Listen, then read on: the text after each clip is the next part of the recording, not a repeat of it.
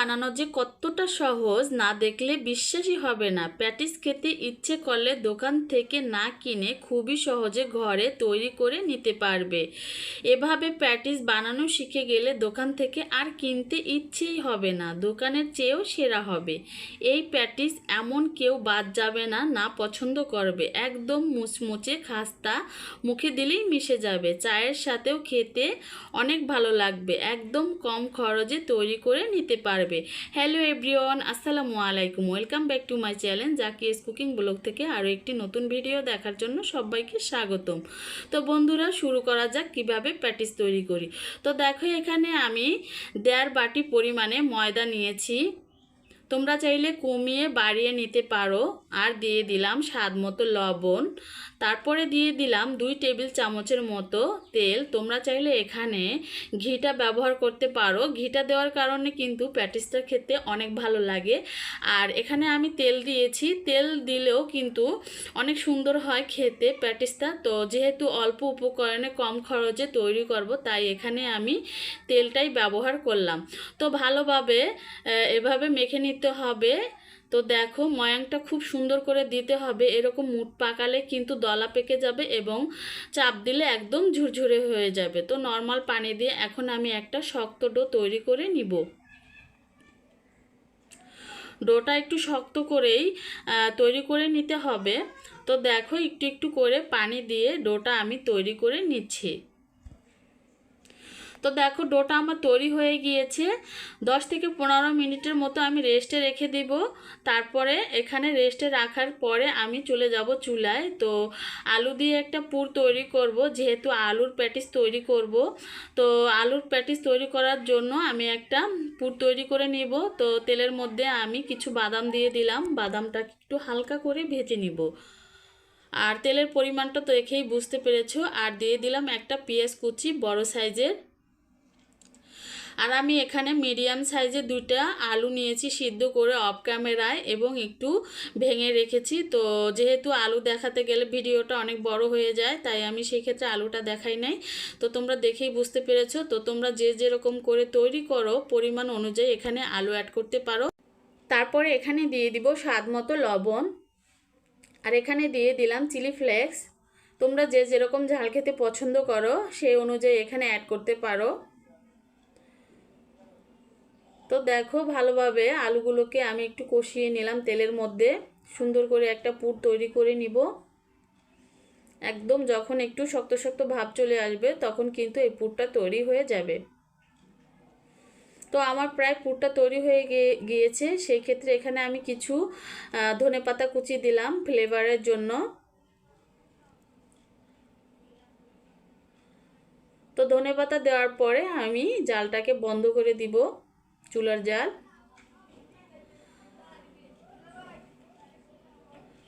তো ধনেপাতাগুলো ভালোভাবে আলুর সাথে মিক্স করে নিলাম।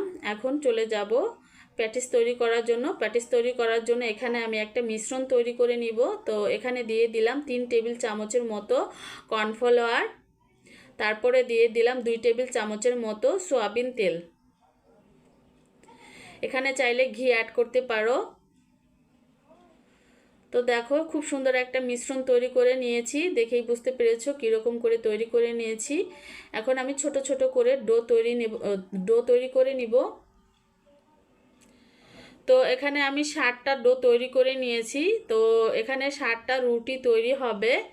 একদম বড়ও না, একদম ছোটও না। তো রুটিগুলো একদম পাতলা পাতলা করে বেলে নিতে হবে। যতটা সম্ভব আমি পাতলা করে বেলে নিচ্ছি। তো দেখো, আমার রুটি এক এক করে আমি বেলে নিচ্ছি আর একটা প্লেটের মধ্যে রেখে দিচ্ছি। যেহেতু একটা আর একটার উপরে রাখবো, একটু ময়দা ছিটিয়ে দিতে হবে, তা না হলে কিন্তু লেগে যাবে। তো এক এক করে আমি রুটিগুলো বানিয়ে প্লেটের মধ্যে রেখে দিলাম।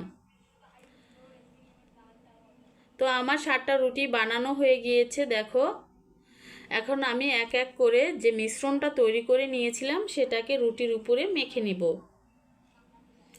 হাত দিয়ে সুন্দর করে মেখে নিতে হবে 4 ও 5টা।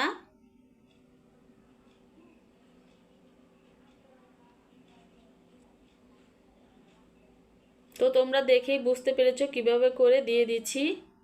তারপর আর একটা রুটি দিয়ে দিলাম উপরে। তো এক এক করে আমি একইভাবে মিশ্রণগুলো লাগিয়ে রুটির উপরে এক এক করে রুটি বসিয়ে দিব।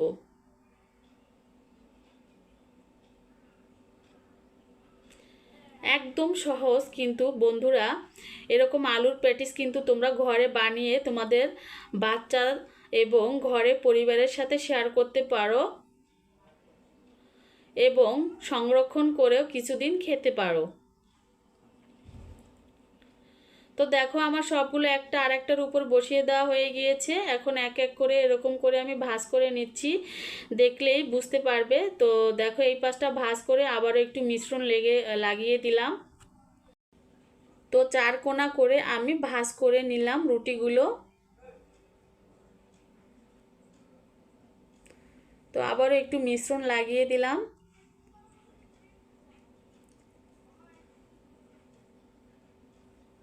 তো দেখো আমার 4 ভাঁজ হয়ে গিয়েছে। এখন আমি বড় একটা রুটির মতো বেলে নিব। তো একটু ট্যাপ ট্যাপ করে আমি আগে একটু চ্যাপটা করে নিলাম বেলুনের সাহায্যে। তারপরে আস্তে আস্তে করে প্রেস করে আমি রুটির মতো বেলে নিব চৌকোনা করে।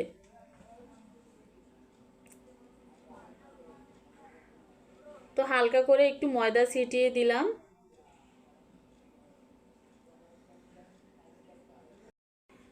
তো দেখেই বুঝতে পেরেছো কিভাবে বেলে নিচ্ছি। রুটিটা একটু মোটা করে বেলে নিতে হবে। তো আস্তে আস্তে করে এরকম প্রেস করে আমি রুটিটাকে বেলে নিব।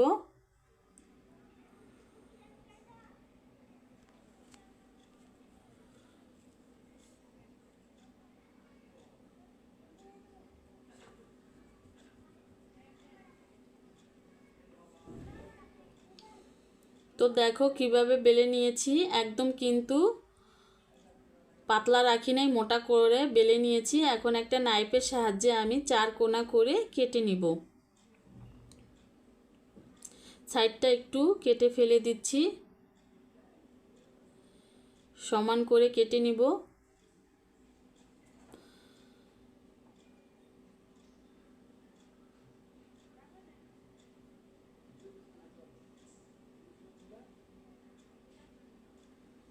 তো দেখো 4 কোনা করে আমি কেটে নিলাম। এখন এর মধ্যে আলুর পুর দিয়ে মুখটা আটকিয়ে দিব। তো এরকম করে মুখ পাকিয়ে পাকিয়ে নিলাম।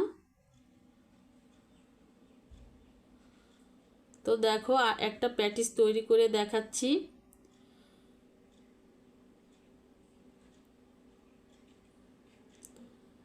তো যখন লাগাবো তখন কিন্তু একটু পানি লাগিয়ে দিতে হবে, তা না হলে কিন্তু খুলে যাবে।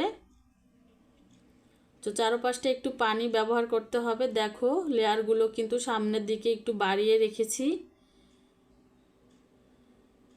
তো আবারও একইভাবে একটু পানি লাগিয়ে চারপাশটা লাগিয়ে দিলাম, তারপরে মুখটা আটকিয়ে দিব। এভাবে কিন্তু মুখটা আটকাতে হবে, সামনের দিকে কিন্তু একটু রুটির সাইড বাড়িয়ে রাখতে হবে, তা না হলে কিন্তু লেয়ারটা বের হবে না। তো দেখো এক এক করে আমি প্রতিটা প্যাটিস তৈরি করে নিলাম খুব সহজেই।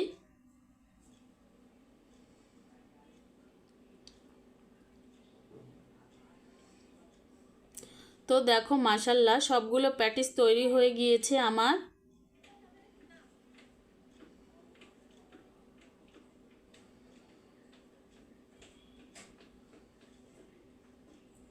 তো এখন আমি চলে যাব চুলায় ভাজার জন্য। চুলায় বসিয়ে দিয়েছি একটা প্যান। এখন এখানে দিয়ে দিলাম পরিমাণ মতো সয়াবিন তেল। তেলটাকে আমি মিডিয়াম আঁচ করে গরম করে নিয়েছি। একদম হাই হিট করে গরম করা যাবে না, তাহলে কিন্তু প্যাটিসের নিচটা পুড়ে যাবে। তো এক এক করে আমি প্যাটিস দিয়ে দিব। প্যাটিসগুলো কিন্তু একদম লো আঁচে ভাজতে হবে।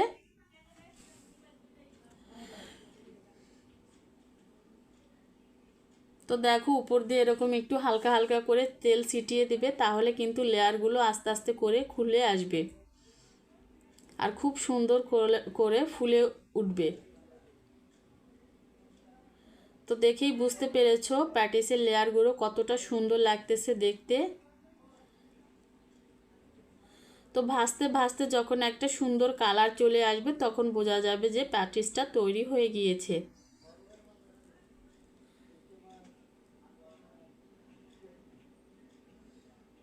তো আমি কিছু সময় ধরে প্যাটিসগুলোকে ভেজে নিব।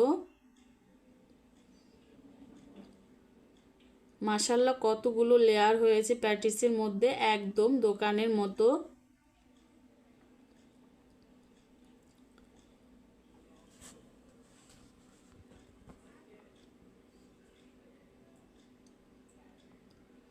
দেখো কত সুন্দর একটা কালার চলে এসেছে প্যাটিসের গায়ে।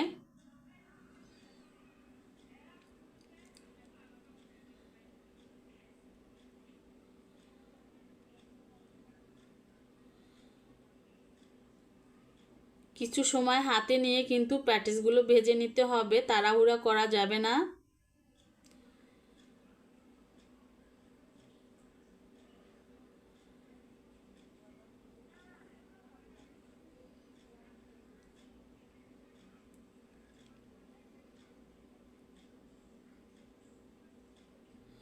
এভাবে নেড়ে চেড়ে উল্টিয়ে পাল্টিয়ে দিতে হবে কিছুক্ষণ পর পর।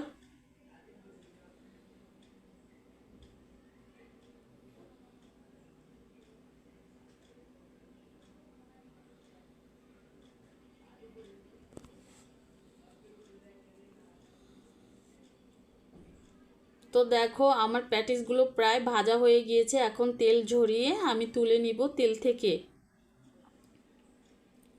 তো এক এক করে তেল ঝরিয়ে আমি তুলে নিলাম প্লেটের মধ্যে। তো একইভাবে আমি সব প্যাটিসগুলো ভেজে নিব।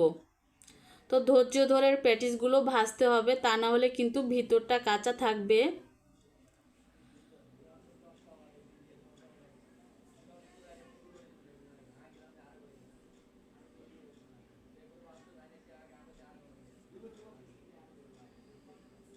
তো দেখো একইভাবে আমি সব প্যাটিসগুলো ভেজে নিলাম।